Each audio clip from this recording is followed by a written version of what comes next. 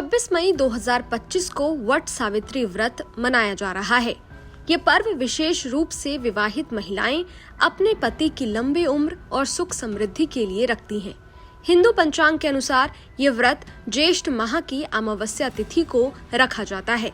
इस दिन वट यानी बरगद के वृक्ष की पूजा की जाती है और सावित्री सत्यवान की कथा सुनी जाती है। ऐसे में आइए जानते हैं कि वट सावित्री व्रत की पूजा के लिए कितने बजे तक शुभ मुहूर्त है और पूजा के लिए कितना समय मिलेगा।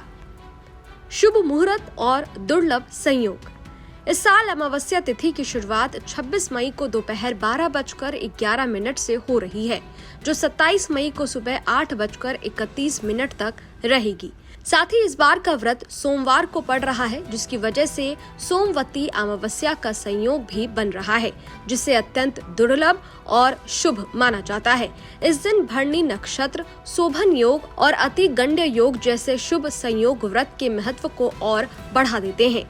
पूजा का सबसे उत्तम समय अभिजीत मुहूर्त यानी सुबह 11:54 से दोपहर 12:42 तक बताया गया है। इस समय व्रत और पूजा करने से विशेष फल की प्राप्ति होती है। चंद्रमा भी इस दिन वृषभ राशि में गोचर करेगा, जो सकारात्मक ऊर्जा को दर्शाता है। आइए अब पूजन विधि के बारे में जानते हैं। ज्योतिषों की माने तो व्रत की शुरुआत सुबह स्नान और संकल्प से करें। वट वृक्ष के नीचे सावित्री, सत्यवान और यमराज की मूर्ति अथवा चित्र स्थापित करें। यदि संभव ना हो तो मानसिक रूप से उनका ध्यान कर पूजा की जाती है। वट वृक्ष की जड़ में जल अर्पित करें, फिर धूप, दीप, फूल और मिठाई चढ़ाएं। पूजा के बाद कच्चा सूत, सफेद या कलावा लेकर वट वृक्ष की 7 बार परिक्रमा करें और सूत को वृक्ष के तने पर लपेटते जाएं। इसके बाद हाथ में भीगा काला चना लेकर व्रत कथा सुने। पूजा के अंत में वो चना कुछ धन और वस्त्र अपनी सास को भेंट करें और उनका आशीर्वाद लें। अंत में वट वृक्ष की कोपल खाकर व्रत का पारण करें। आइए पूजा की जरूरी सामग्री के बारे में भी जानते हैं। इस व्रत के लिए आवश्यक सामग्री में वट वृक्ष या उसकी डाली, सावित्री सत्यवान की मूर्ति या चित्र, भीगा काला चना, सफेद सूत, कलावा, रक्षा सूत्र, बांस का पंखा, मिठाई, बताशे, फल, रोली, अक्षत, सिंदूर, दीपक, धूप बत्ती, श्रृंगार सामग्री, पान, सुपारी, नारियल, जल कलश, पूजा की थाली, पूजा वस्त्र और व्रत कथा की पुस्तक शामिल करें। आपको बता दें कि वट वृक्ष को सनातन धर्म में देव वृक्ष माना गया है। मान्यता है कि ब्रह्मा, विष्णु, महेश तथा माता सावित्री वट वृक्ष में वास करते हैं।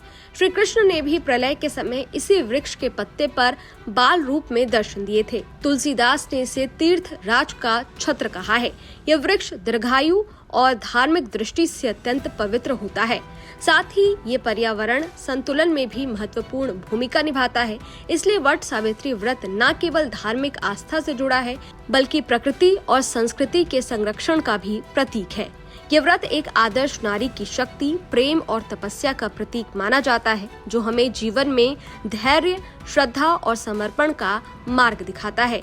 ये वीडियो पसंद आई हो तो वीडियो को लाइक जरूर कीजिएगा और हमारे चैनल स्तुति को सब्सक्राइब करना मत भूलिएगा। शुक्रिया।